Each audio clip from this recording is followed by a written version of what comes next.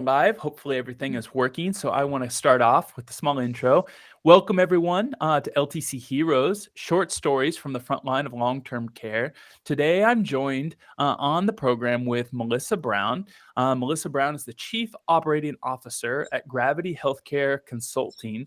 And she and I have been chatting back and forth, and I've wanted to have her on the program because she is what's called a PDPM nerd. And I'll have her join our podcast in a long format with the director of success, Charles Oliver, in a couple of weeks to get in the nitty gritty. But today I asked her to join to come to get to know her as a person, as a professional, know a little bit about Gravity Healthcare, but then also have her explain to me why PDPM should be important for CNAs. Melissa, thank you so much for joining me. Welcome to the program. Oh, it's my pleasure to be here. I'm always excited to talk about PDPM. I don't know if there can be 20 people in our entire country who would start off with an intro with that. I think that's probably true. I think that's why I ended up with the name of the PDPM nerd. Do you remember the first time someone called you a PDPM nerd, or did you catch them behind your back calling you that? And you're like, I'm proud of that. Just go ahead and say it to my face. It was right to my face. We were at a trade show and somebody that I was at the booth with said, you really are the PDPM nerd. And so that started this campaign of when I'm regularly at events, I will say, come stop by the booth and see if you can stump the PDPM nerd. And I've yet to be stumped. So maybe it'll happen one day, but it hasn't happened yet.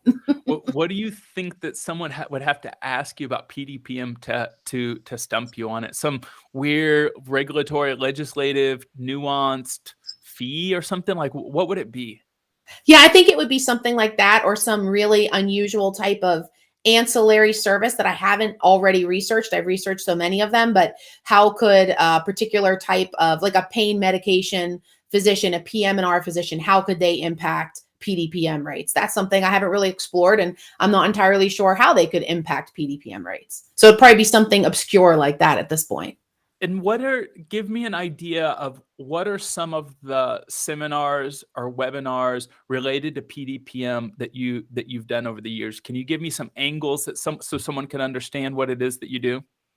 Yeah, we really have done quite a few of them between our whole team. I personally have over 200 separate webinars and presentations that I've done on it myself. We host our own podcast, Gravity Healthcare Hacks. It's really aimed at long-term care executives and giving them high-level strategies. So we put a lot of content there. And I do a lot of presentations at conferences as well. And most of my content has been kind of twofold at this point. Either, okay, we're trying to propel to a post-pandemic era. How do we begin to take a look at our PDPM financials and our clinical strategies that partner with our PDPM financials to help us make up for the extreme costs we've had under the pandemic and the reduced revenue we've had because there's just a lower census right now. So how to make up for those financial opportunities that we need to make up for in order to be viable as we move forward.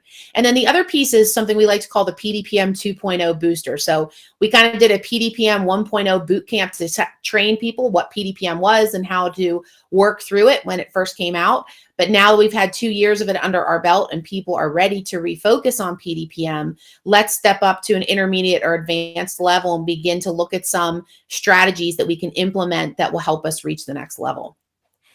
And Melissa, you've been in long-term care for quite some time. Can you tell me what was your first job in long-term care? Did you get in long-term care out of college? Yeah, so I'm an occupational therapist by background. And, when I did my various clinicals, I discovered that I loved geriatrics. And for me, when I first got into the business back in the day, a little over 20 years ago, it was sort of a 9 to 5, Monday to Friday job to work in a nursing home, unlike a lot of the other settings. And that was very appealing to me.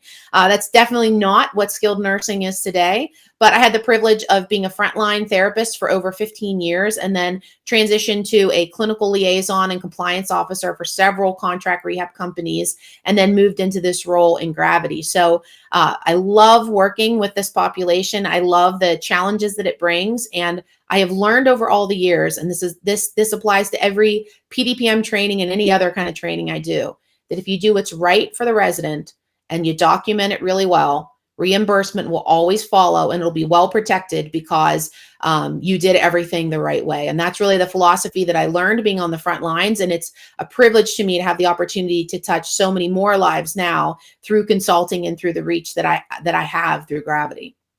Do you since now that you've been a consultant for a number of years and also a teacher and professor, and I've read your white papers on Gravity's website.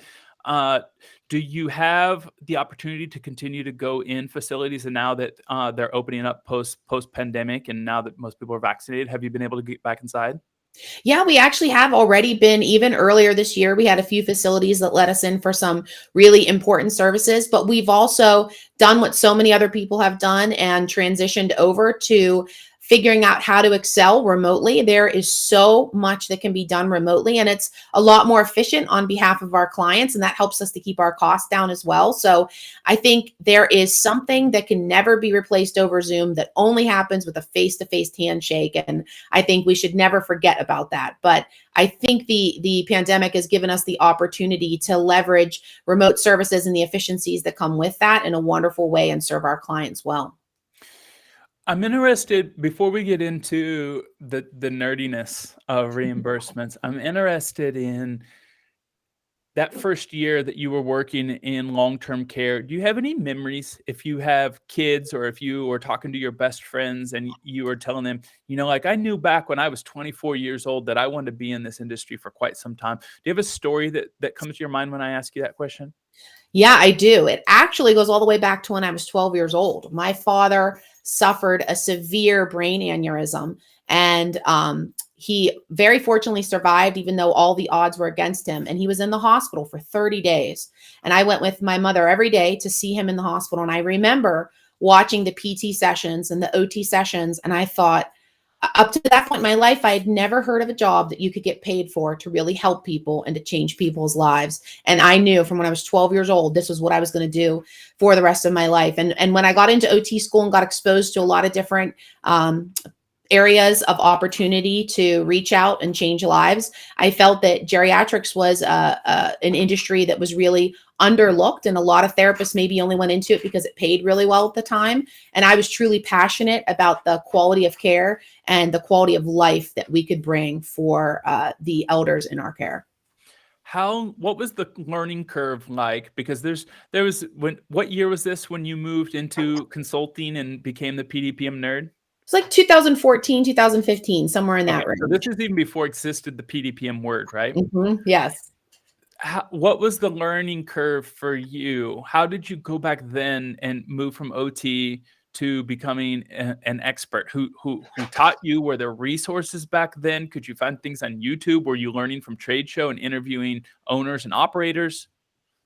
I had a really interesting journey. The owner of several of the companies I've worked for, Chelsea Boyle, and she's the owner of Gravity. She believed in me and invested in me at an early age. So even when I was a therapist in one of her communities for 10 years before I transitioned into more of the management role, she gave me lots of opportunities to go to other communities and pinch hit for her. I was oftentimes the last stop for a therapist who was struggling clinically, or maybe even from the business side to maintain productivity. They would send me there for a week to work with them and mentor them and train them and be able to report back to them and say, this person's made a lot of progress. They just needed some support. Here's the things we need to do to move forward, help them be successful. Or, there really wasn't a lot of progress made. I think it might be the right thing to do to part ways for the best interest of the residents. So I had a lot of opportunities like that. And being involved in the startup teams, I was involved in designing the electronic medical record that almost everybody uses in therapy at this point in time. So I had a lot of those opportunities to manage and mentor others, and so that really helped me jump up to the next level without it being quite as difficult of a transition as you might think. Surprisingly, one of the biggest challenges was things like PowerPoint, because when I went to college, PowerPoint was, you could pick a font color and a background color, and that was it. And now here I am regularly doing, 8 and 10 hour presentations for clients. And so I just studied. I found really interesting resources and YouTube videos and things like that out there. I remember one came from a fishery organization, a national fishery organization, talked about the research that shows you how to make a PowerPoint engaging and interesting and get the message across to your audience. And so I use different resources like that, whatever I could find at my fingertips. And I truly believe if you're not learning something new every day, you're falling behind. And so I'm just really dedicated to always expanding and growing and trying new things. I want to know what the difference between a good PDPM nerd is and a great PDPM nerd. And so no one feels that we're highlighting them. At one point you weren't a great PDPM nerd. So what's the difference between when you were good and now that you're great? What is the intricacies or the logic or understanding certain parts of operation unrelated to the reimbursement that make a difference? Where do you feel like you make the big difference between when you were good and great? Yeah, I feel like this is actually something I'm still developing and working on. I think we all are every day, right? But I think the real difference is knowing how to convey the message to the audience you're talking to. If I'm talking to an MDS coordinator, I'm probably going to dive real deep into financials and really detailed logistics. If I'm talking to an executive, we're going to talk about high level strategies. And yes, we'll talk about the bottom line and what that means, but it's going to be more about what does the transition look like to implementation, and what are some of the challenges you're going to face? What are the risks you're taking on?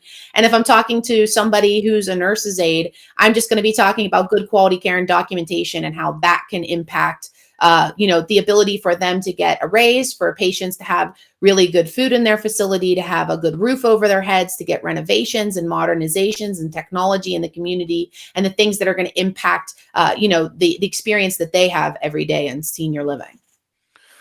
When you get called in a to a new facility and work on consulting, what is the basic level of understanding that you have to make sure everyone's on par, a level playing field that everyone needs to understand? And I guess I'll rephrase the question. How would you explain it to me? I just passed my CNA training 2 days ago, my state exam. How would you Yeah. explain it to me to make sure that I'm putting my workforce, my supervisors, my team, the people that are paying my salary and taking care of the residents that I love, be profitable and give the best care possible?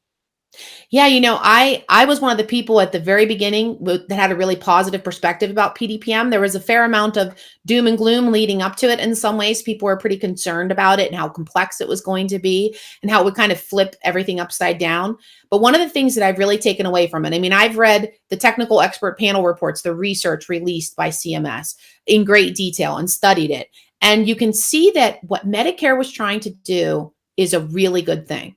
They wanted to fairly pay us for how sick the patients were that we took care of. Instead of saying, we're going to pay you for lots of rehab or we're going to pay you for lots of nursing, they wanted to look at everything that they thought was important about a patient, all the clinical indicators, and pay us based on how complex the patient was, how much nursing care they needed, how much therapy they would benefit from, and other things like medications and foods that might be more expensive because of various things that that particular patient would require. And so for what they were trying to do, I actually think they did a really good job of designing a system to capture that. It is very complicated, but it still goes back to something that did not used to be true.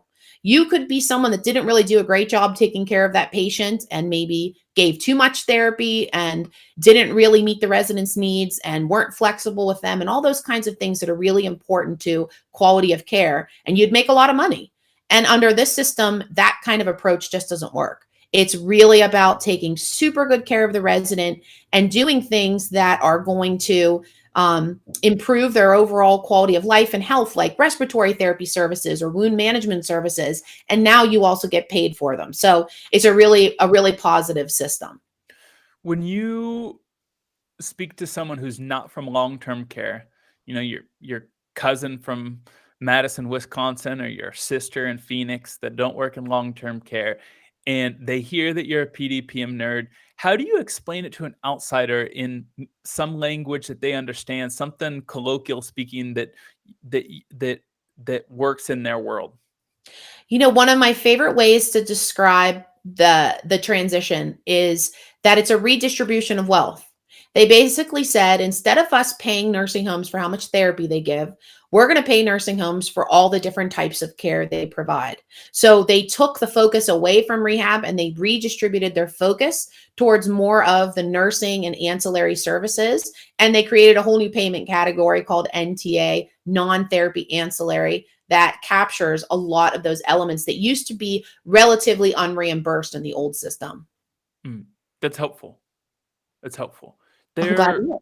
I feel like PDPM, the word's not controversial, but there are many divided opinions on it, whether it's been good or bad. I know because I've watched some of your webinars that you think in general it's headed in the right direction. Are there areas that you would like for it to be improved?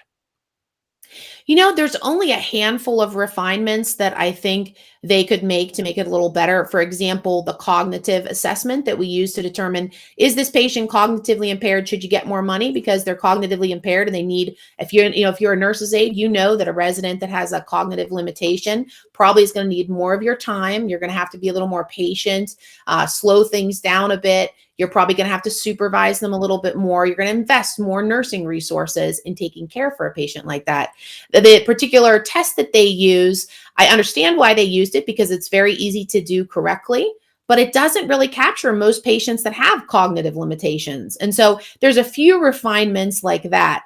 I think one of the scariest things as I look forward, they're calling the PDPM parity adjustment. Basically what it means is, oops, we thought PDPM was going to cost us the same amount as the old system, and it's cost us $5 billion extra, or 5% extra. And so we need to make some adjustments in the reimbursement we're going to give you. Basically, we're going to give you a pay cut to make our balance sheet balance out at the end of the year. They're required to do that by law, but the idea of them making a 5% cut to our reimbursement at this point is a pretty scary thing, considering everything everybody has come through with the pandemic.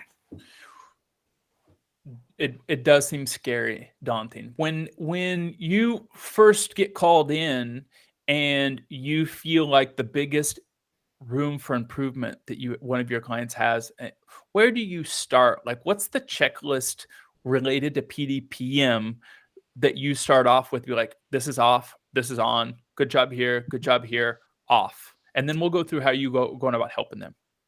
Yeah, usually we start with a PDPM focused MDS audit. So we really dive into the weeds and look at the documentation, and that kind of drives us towards what systems and processes do we need to take a look at, which policies do we need to review with them and help determine, are they really optimizing? Are they protecting themselves? Is this really in the best interest of the resident, what they're doing?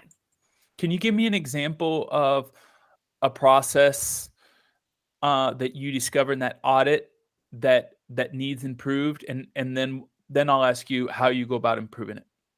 Yeah, so one of the ones we run into all the time is restorative. A lot of people aren't even aware that you can get reimbursed for restorative for a skilled patient under PDPM.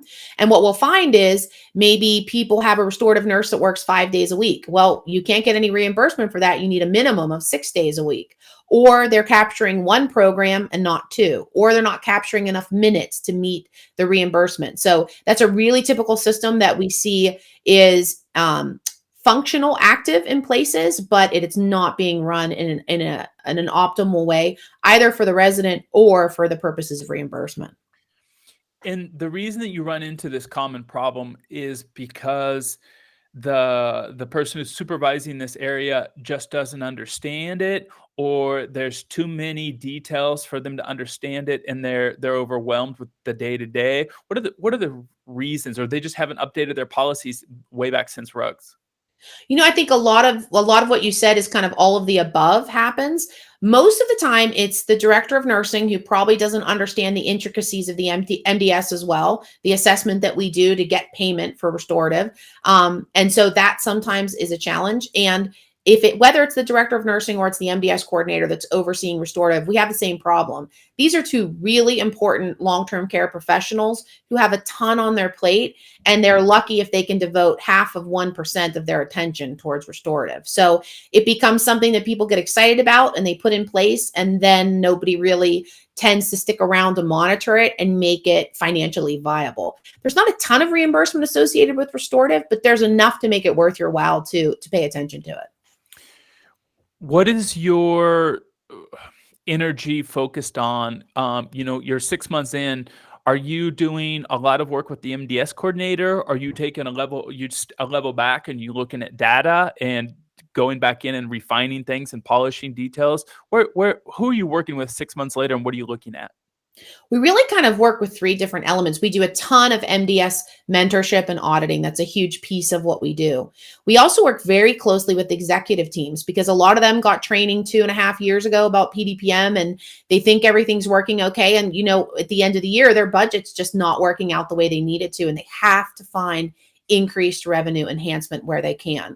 And so they come to us to help them identify and then strategize to move forward and get that reimbursement. And the other piece that we actually find ourselves doing a lot from the consulting side is with various vendors in the space. So physiatrists, wound management physicians, respiratory therapy companies, working with their executive teams and their development teams to help them understand PDPM and how their specific ancillary line of business impacts PDPM reimbursement, but then also helping them be able to convey that to their customers in a meaningful way. One respiratory therapy partner that I worked with, he had 25 active contracts before he started to engage with us. We did a bunch of training and created some of his sales materials. And I called him a few months later, and he was actually sending out 50 contracts in just that day. So it's really exponential growth we've been able to help some of our partners achieve just by empowering them with education and knowledge. Of the clients that you run into, or just even people in our industry when you're at trade shows who complain about PDPM, what are the elements that they are overemphasizing in their critique that you say, no, it's not quite that way, and let's look at it this way, and it can benefit you and your residents? I think most people get pretty intimidated by PDPM and feel like it's just an overwhelming complexity. And actually, nothing really changed on the MDS that we haven't been doing for years. Medicare's been doing research about what they were going to do with this payment structure for about 10 years. I was even involved in some of the pilot studies early on as a therapist working on the care tool that became Section GG, which hugely impacts reimbursement at this point. And so I think people think that it is an overwhelming system. There's so much complexity. How can I be sure we're doing things right? How can I actually go after increased reimbursement? And the truth is, you can just focus on one thing at a time, line upon line, item upon item, and say, okay, today we're going to work on restorative. Let's get that straightened out. Next, we're going to work on Section GG. Then we're going to advance to adding respiratory therapy services. And it's actually, in my opinion, very easy to be able to make an impact. In the old days, you were basically relying on your therapy company to do a great job and to not do something fraudulent. And you might not find out that they were doing something wrong until it was too late, right? But now a lot of that control has come back to the nursing home providers. And I think that's something that can be a little intimidating, but I think it also is extremely empowering for them as well. Melissa, I told you 2 or 3 weeks ago when we first chatted, I was going to ask you this, and it's what should a CNA understand about PDPM? I know that when I did my clinicals about 2 weeks ago, I did ADLs. We used our EHR. When we saw something serious, we would definitely report it up.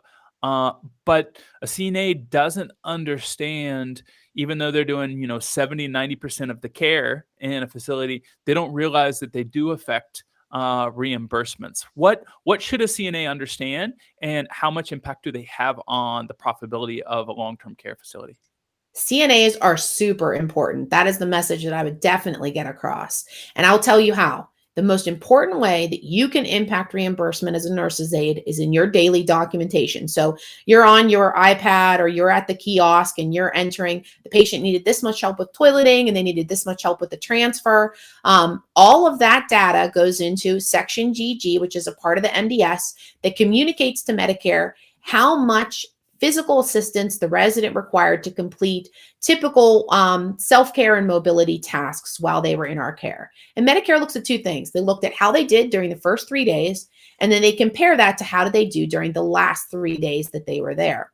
And the information that you're putting into your kiosk or to your tablet is what the MDS coordinator is going to look at, and they're going to synergize that with the data that they got from therapy, and they're going to put the values into that system. And that can impact reimbursement anywhere from $30 to $50 a day, just that all by itself. So being as accurate as you can with your documentation and being aware, especially if your facility switches over from the Section G terminology, which is extensive assistive 1, limited assistive 2, that type of terminology. If you get trained on Section G terminology, and that's how you start documenting in the system, saying things like minimal assistance or maximal assistance and things like that, making sure that you're following that scale correctly and documenting it the way you're supposed to can have a huge impact on reimbursement and can really help to protect the facility. And I think after that, I would just say it's the typical things that you already mentioned, communicating and documenting that a resident has a behavior. We can get increased reimbursement if the resident has a certain number of behaviors in a week or demonstrates a certain number of signs and symptoms of depression. And I can tell you how many times I've been in a building doing a mock survey or a different kind of audit, and a patient's literally screaming for the last hour in the common room, and we go look at their chart and nothing's documented, and then we go talk to the nursing care staff and they tell us, oh, the patient does that every day, it's normal for them. Doesn't matter if it's normal for them. It still is an important thing for us to document. So the documentation that you do every day as a nurse's aide really can result in increased dollars for your community. Well, I know specifically from my case, the documentation that we were doing was very limited in the amount of ADLs. It was just basically the click that you could say they did this or they didn't do that. So when you say documenting, if the EHR doesn't allow for it, are you saying talk to the nurse above so that they can write it in somewhere? Yeah, that could be a system. In most communities, people are entering the amount of assistance that they provided. So that's a little bit of an unusual scenario that you're expressing to me. And that's actually a huge opportunity for that community if they actually had the nurses' aides entering the level of assistance they were providing, and not just, yes, we toileted, or yes, we completed upper body self-care or something like that. They could probably see significant increases in reimbursement. And that's what we found over and over again. And that is how the MDS is designed to be done. The default for many years for Section GG has been, we're just going to take therapies data and put it in the system. And actually, the number one therapy system is integrated with the number one healthcare EMR in nursing homes, and it automatically pulls the data right from the therapy system into the nursing system. And so unless the MDS coordinator goes out of their way to look at the nursing documentation, it gets missed. And so that's just a missed opportunity probably in the community that you were doing some of your clinicals in. Yeah, I think that, I guess I misspoke. So that range of assistance was included. But what you mentioned, the example of a resident screaming and that hadn't previously been documented, there was no place. So how would you recommend that a CNA does have an impact on the care and on the profitability of a long-term care organization, that example that you gave? Yeah, I think in that situation, exactly what you said is what would work best, is just to communicate it upstream to your LPN or RN and encourage them to document it in the chart. You're going to be relying on them from that point to do it, but I think that's the best that you can do in that scenario. Great. I want to make just a brief pause before we start to wrap up, and I want to ask you some of your stories about long-term care, and thank Experience Care for sponsoring today's live program with Melissa Brown. Experience Care dates back to 1969. It's one of America's oldest EHR companies, and they continue to update their system, having one of the most robust point of cares, just most recently relaunched with the 2.0 version in 2021. Go over to www.experience.care for a free demo, free online training, and to see what Experience Care has to offer for your long-term care organization. Melissa, wrapping things up, where are you going with your consulting? Where can you imagine the next nuanced version of PDPM opportunities lie? Are you building out a webinar right now? What are you focusing on in your podcast 3 months from now? Tell me what's up and coming. We're always focusing on the podcast. I think that's a great opportunity for us to get really great content out to decision makers and to help empower them to know how to move forward. I've heard it said before that, if you go to a conference or something like that, or you listen to a webinar online, that you've done good if you got one piece of information to take away that you could go take some action on and do something with. And I just think that's not good enough. I think the content we should put out there, people should walk away with multiple calls to action and things that they can go implement. So that's what we're really excited to be doing, and really involved also on the advocacy side. This PDPM parity adjustment, we need to balance our checkbook adjustment that's coming our way probably in the next couple of years. We're really highly involved on the advocacy side, working against some of the plans that they have that we think are inappropriate. They want to really hit PT and OT, and PT and OT actually cost them less than they expected they would. So that doesn't really make a lot of sense. If they didn't cost you as much as they thought they would, why would you deduct another 5% from their reimbursement? I work very closely with a lot of therapy companies, and all of them are struggling to make it work right now. And I think an additional 5% could really be the death knell for several organizations because the margins are just so slim. So we're excited to look forward to advocacy and using the expertise we have to impact our industry for the better. Thanks for sharing that. And I have two questions related to stories that I'm asked, and the first one is more kind of the light bulb in the head. When you're working with clients and they realize that one small adjustment in their processes, or that the way they approach something, or the way that they have their shifts handled, or the way that they're documenting. Can you think of a moment where you had someone like, whoa, this is going to have a huge there's going to be a huge difference on the profitability of my facility, and it's something small. Can you share a story without mentioning their name, of course? Yeah, absolutely.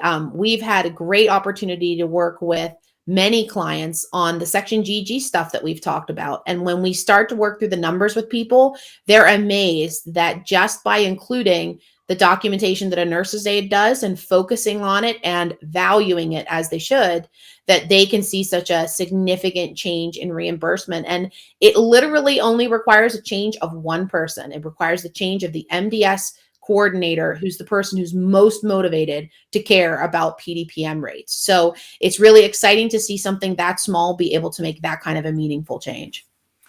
And from a story side of financial change, when you've got an MDS coordinator who's bought in and you've mentored them up, you have your director of nursing who's bought in, can you share a financial turnaround situation where you saw someone who was struggling, and then you see someone who says, oh, we're going to be able to, buy better products, improve food, and improve outcomes? Can you share a glimpse of how you've helped someone turn around just by focusing on their numbers and their processes? Yeah, I have a really exciting story to share about that. A client of mine had a couple of organizations, couple communities, and one of the MDS coordinators in one of the communities was a seasoned veteran, 18, 19 years. Everybody thought that he kind of walked on water. And the other MDS coordinator in the other building was brand new to it. She was a great nurse. That's why they decided to promote her to it. She had interests in moving into more of the administrative and business side of nursing. And she had a heart of gold. And she wanted to do a great job, but there was a lot of doubt that she could do what she was supposed to do and that she had the expertise. And they had a couple other consultants in there to help her and train her, and it didn't really seem to make a difference. And I'm so privileged to have some amazing people on my team that are truly mentors and not just trainers, not just consultants, not just experts. They know how to gain agreement. They know how to get through and unlock things in people's minds. It's the same thing with anything with our memory. If we can memorize statistics and ideas and thoughts, but when we understand, when we comprehend the idea, we are never going to forget it. My calculus teacher taught me that. She said, by the end of the year, you won't need to know any of these different formulas. You will just remember them or you'll be able to devise them for yourself because you will understand calculus that well. And she was right. By the end of the year, I didn't need to memorize any of them. I understood calculus so well that I could just create those formulas on my own. And so it's really exciting to be a part of that. And this particular community has been able to turn around the financial picture in a very large way, both from MDS and from therapy. And they actually just recently acquired a new property, and they're beginning to expand and hoping to open that here by the end of the year. So really exciting to be a part of them, not only stabilizing the amazing communities they had financially, but also be a part of helping them be in a position to continue to expand. Melissa, thank you so much for joining me today on LTC Heroes, the live stream. I look forward to talking to you in a couple weeks of the podcast where we'll dive deeper into the intricacies of PDPM. It's been a pleasure, and I look forward to talking to you soon. Thank you so much, Peter. This has been great. I always love talking all things PDPM, and I can't wait for the podcast. Wonderful. Take care. Have a great rest of your week, PDPM nerd. Thank you. You too. Bye-bye. Bye.